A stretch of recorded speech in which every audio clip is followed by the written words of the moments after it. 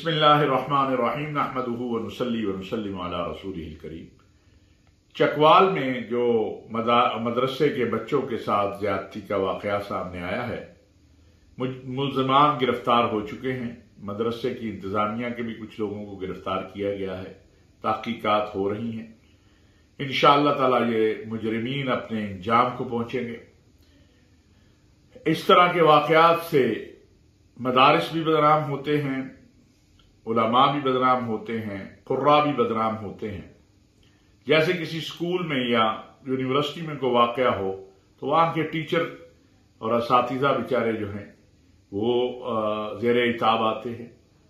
लेकिन मैं पाकिस्तान के तमाम मदारिस की तंजीमों की तरफ से और पाकिस्तान उलमा कौंसिल की तरफ से ये बात अर्ज करना चाहता हूं कि इन मुजरिमीन के खिलाफ हुकूमत को, अदलिया को सख्त से सख्त कार्रवाई करनी चाहिए। ये देखना चाहिए अगर इनके ट्रायल, स्पीडी ट्रायल हो सकते हैं तो स्पीडी ट्रायल करना चाहिए और करना भी चाहिए।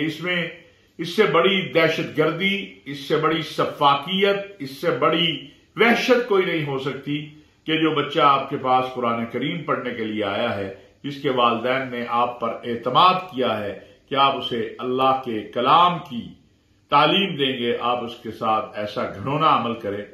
मैं इंशाअल्लाह पाकिस्तान उलमा कौंसिल और मैं जाती तौर पर भी इस केस का हम परसू करेंगे और कोशिश करेंगे कि जल्द अज जल्द ये मुजरिमीन अपने इंजाम को पहुंचे और इंसाफ का बोलबाला हो।